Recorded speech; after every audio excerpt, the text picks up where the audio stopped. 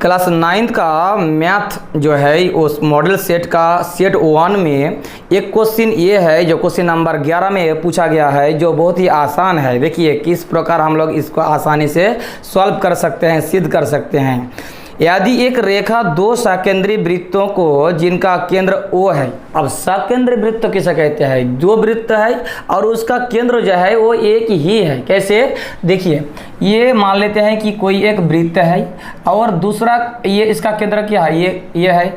अब हम उसके बीच या बाहर भी कर सकते हैं और एक वृत्त, लेकिन उसका भी सेंटर अगर सेम रहता है तो इसे कहते हैं सकेंद्री वृत्त। ठीक है। इसके बाद फिर क्या हमें ज्ञात करना है, क्या पूछा गया है? केंद्र O है, तो यहाँ हम लोग लिख दिए कि केंद्र है O। ठीक है। इसके बाद ABCD पर प्रतिच्छेद करें। एक रेखा है, पहले पूछा एक रेखा, इसको ABCD पर प्रतिच्छेद करता है। यहाँ A मान लेते हैं, यहाँ B, यहाँ C और यहाँ D प्रतिच्छेद करता है। ठीक है। इसके बाद क्या कह रहा है, पूरा क्वेश्चन को पढ़ लेते हैं। पहले सिद्ध कीजिए AB बराबर CD। ये सिद्ध करना है कि आपको सिद्ध करना है कि AB बराबर CD। देखो एक छोटा बच्चा भी जानता है कि अगर वो चोरी करके भागा है और वो पकड़ा गया है मतलब चोर है, लेकिन जब 5 आदमी बैठेगा उस आदमी को चोर साबित करने के लिए, तो पहले उसको साबित करना पड़ेगा कि वो चोर है। यहाँ एकदम क्लियर है कि AB बराबर CD होगा ही, क्योंकि ये जो हम लोग लेके गए थे पूरा जीवा, इसका जो सेंटर है, इसका जो परिधि है वो बराबर है, समान है, और उसका केंद्र सकेंद्री है। तो कहीं से भी हम लोग क्या कोई जीवा या व्यास या त्रिज्या खींचेंगे, दोनों का तो समान होगा ही।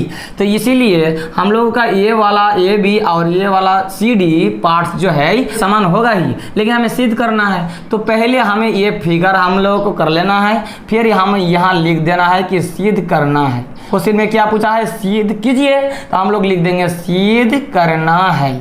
बस इतना लिख देंगे, सिद्ध करना है, ये वाला सिद्ध करना है, AB बराबर CD। कैसे सिद्ध करेंगे? देखिए पहले हम लोग छोटा जीवा को लेते हैं। हम लोग पहले लिखेंगे चूंकि छोटा वृत्त का जीवा क्या है, छोटा वृत्त का जीवा क्या है? BC है ना, छोटा वृत्त का जीवा है BC। अब हम क्या करेंगे, इस BC के ऊपर एक लंब खींचेंगे और इसका नाम देंगे M। अब इस लंब का नाम हो गया OM। अब हम लोग क्या करें कि अब जो है OM जो लंब है वो किसके ऊपर है? वो है BC के ऊपर। ये लंब का चिन्ह होता है, दर्शाया जाता है इस प्रकार। ये किसके ऊपर है? BC के ऊपर है लंब। ठीक है। तो हम लोग ये कह सकते हैं, अतः ये हम लोग कह सकते हैं इसलिए कि BM बराबर CM हम लोग लिख सकते हैं। लिख सकते हैं कि नहीं? क्योंकि ये डिवाइड है, समान भागों में समद्विभाजित है, तो BM बराबर हम लोग CM लिख सकते हैं। इसको हम लोग समीकरण 1 रख देते हैं। अब चूंकि छोटा वृत्त लिखे थे, अब हम लिख देंगे बड़ा वृत्त का जीवा। बड़ा वृत्त का जीवा जो है ये क्या है? बड़ा वृत्त का जीवा कितना है? AD। ये पूरा बड़ा वृत्त का जीवा है, तो हम लोग लिख देंगे AD।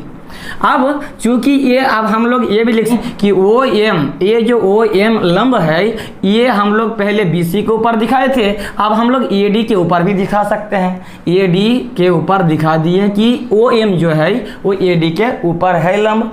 इसके बाद हम लोग इस प्रकार यहाँ BM बराबर CM लिखे थे, अब हम लोग AM बराबर DM लिख सकते हैं। तो AM बराबर हम लोग लिख सकते हैं, इसलिए DM लिख सकते हैं कि नहीं? जैसे BM बराबर CM लिखे थे, तो AM बड़ा वाला जीवा का ये 2 हिस्से में हम लोग बांट दिए, समद्विभाजित कर दिए। ये हो गया समीकरण नंबर 2। क्लियर है? इसके बाद हम लोग को क्या करना है, सिर्फ ये लिख देना है कि समीकरण 2 से समीकरण 1 को घटाने पर, बस इतना लिख देना है। क्या करना है? समीकरण 2 से समीकरण 1 को घटाने पर क्या है? समीकरण 2 क्या है? AM। ठीक है। इससे घटा दीजिए, कितना था समीकरण 2 में, 1 में, समीकरण 1 में क्या था, bm था, घटा दिए। इसके बाद ये जो dm पार्ट्स है राइट हैंड साइड में, उसको राइट हैंड साइड वाला क्या है cm में हम लोग घटा दिए। अब सिर्फ ध्यान रखिएगा कि इतना लिखने के बाद आपको फिगर में देखना होगा।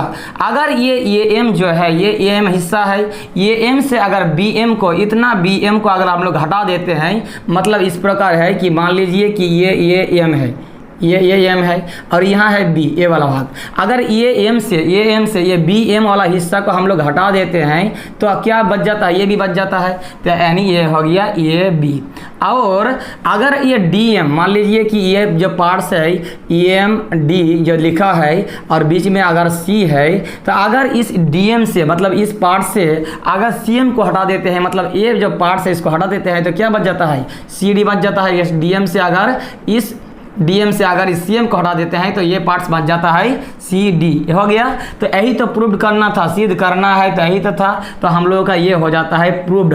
इस प्रकार आसानी से हम लोग 3 नंबर हासिल कर सकते हैं। जो क्वेश्चन नंबर 11 था, सेट 1 का क्वेश्चन नंबर 11 था। तो इस प्रकार कितना आराम से, कितना आसानी से हम लोग हल कर सकते हैं, उतना कुछ खास नहीं था। उम्मीद है कि वीडियो आपको अच्छा लगा है। अच्छा लगा है तो जरूर लाइक करके जाइएगा, शेयर बटन के साथ सभी को दबा कर शेयर कर दीजिए, ताकि आने वाले परीक्षा में सबका फायदा हो। और चैनल में नए हैं या अभी तक चैनल के साथ नहीं जुड़े हैं, तो सब्सक्राइब बटन के साथ साथ बेल आइकन प्रेस करके जरूर जुड़ जाइएगा, ताकि इस प्रकार लगातार वीडियो आपके पास उपलब्ध हो। कमेंट बॉक्स में आपका बहुमूल्य राय दें। मिलते हैं एक और नए वीडियो के साथ, तब तक के लिए धन्यवाद।